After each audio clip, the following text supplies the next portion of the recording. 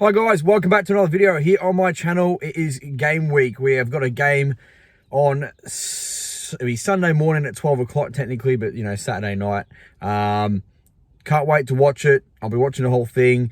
For you guys who aren't aware, about 1 or 2 months into the season when the clocks change, the Leeds game can end up at 4 in the morning, or anywhere between 2 and 4 in the morning. So I try to make sure I really take advantage of watching the games that are on at 11 and 12. Some games are on at 9 as well here, which is at night, which is really fun. I can actually watch games. But yeah, so during the season, I'll do the best I can to watch games. Sometimes I'll be a reaction to it in the morning. As you understand, watching a game at 3 in the morning or 4 in the morning isn't always ideal. But yeah, we'll looking forward to it. Today's video, I'll be talking about that. A couple of bits of news. First of all, so first thing is first, Callum Window is apparently being made available by PSG. Spoke about this one already, but now Fabrizio Romano has made a point of it, so that one could be happening at some point. I'm not too sure yet. And the other one is Joel Robles, the 32-year-old goalkeeper from Real Betis. I can't profess to know much about him, if I'm honest with you. It's come out that the Leeds United coaching staff and board are concerned about bringing a goalkeeper in that won't fit with the current dynamics of Klaassen and Melier. Apparently they're very tight-knit. They want somebody to come in and be tight-knit as well and not cause any problems or disrupt anything. Personally, I've spoke about this before, Ben Foster would be my choice. He seems like a nice guy. You can see from his videos previously, he does work well with other goalkeepers.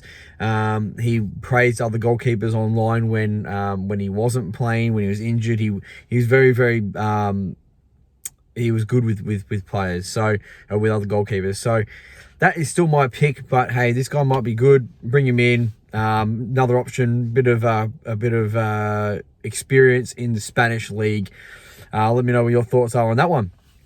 But what we are here for, we are talking about the Leeds United game at Ellen Road on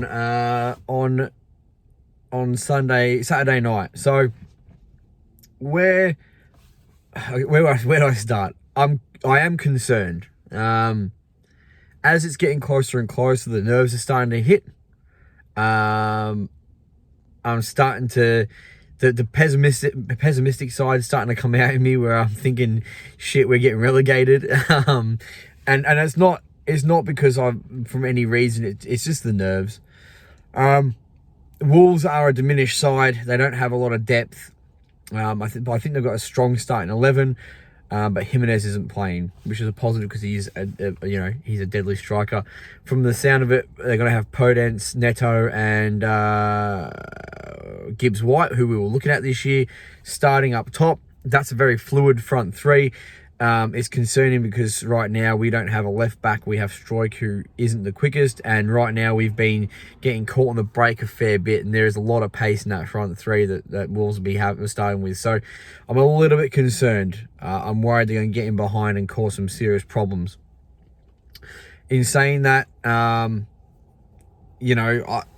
can't say too much. It's hard to do these reviews when you've just come off a pre-season that probably wasn't our best pre-season in some respects. It was okay. We got to see the new players. There's some positives with that. I don't think any of the new signings are terrible players. Sinistero, we've only had a little bit to see of him, but he's been positive. And with that, I think there are some positives. I think we're starting to see how poor some of the older players that we've got are, and some of the players that have been around for a long time. I do think we got a bit more squad depth now, which is fantastic. But, first game of season at home, it's going to be rocking. And I'm hoping that we end up going...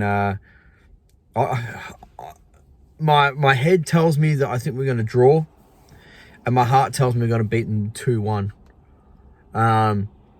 If we keep creating chances the way we've been creating chances in these games, then we are going to be... hard to deal with. My only issue is putting the ball in the back of the net, except for in the 6-2 win and also against Blackpool. Against some of the better opponents, we seem to really lack putting like that final product. So we'll see how that goes. I think we're going to line up pretty similar to how we did against Cagliari. yeah, I think that's pretty much exactly how we're going to line up. Positives, Aronson's been really, really good. So I just can't wait to see him in the Premier League. I am very excited. I'm very nervous. As you can tell, I don't even know where to start with this one, because usually, you know, when you're halfway through the season, there's talking points, there's previous history. This one here is just nerves and excitement. So yeah, look, I'm going to go 2-1 Leeds because it's at home. We need to start quickly. We need to get points from these first 5 games. We need to actually get the ball rolling, because there'll be some tough periods that will come along where we have to play, you know, top 6 sides in a row. You know, there'll be times we have to play Tottenham, then Arsenal, and then Chelsea, and all sorts of crap like that. So, sorry. So we'll see. But I'm still feeling a bit negative at the moment. And to be honest with you, and I will be open, I can be one of those negative supporters. I won't come on here and try and be negative, but I'm definitely a glass half empty sort of guy. And I can't help that. It's just a mentality thing. Because I just love Leeds so much. I want to win every game. I want to watch us play good football. I want to see us sign the best players. And I guess I watch and consume so much football content when you see people putting us in the bottom 3, on the overlap, 30% of people said we're going down. Gary Neville had us sitting either 16th or 17th. And I know that it's all subjective. I could throw the same comments out and say we're going to finish 10th, and people might, you know, believe that and read into that and believe it. I don't have the same credentials as Gary Neville. I'm actually happy he didn't put us in the bottom 3, but he is pretty level-headed. He knows his stuff, but I don't know how well they know. I question the research they do around ours, just because a lot of it is around the top 6. A lot of their analysis will be around the top 6. A lot of the talks with transfers is around the top 6. So when it comes to talking about Leeds and talking about those sort of bottom teams, bottom half of the table teams, I don't feel like they do as much research, and they do a lot of throwaway comments. I guess when they look at it, they're looking at us losing England Player of the Year in Calvin Phillips, as well as our best player, arguably one of the best players of the last 3 to 4 years, and losing Rafinha, who the people are talking about being the find of the decade, which I would probably agree with. I think you know that has to be some of the best business anyone's ever done, and we should have got more for him, but. You know, 17 million we got him for, unearthed him.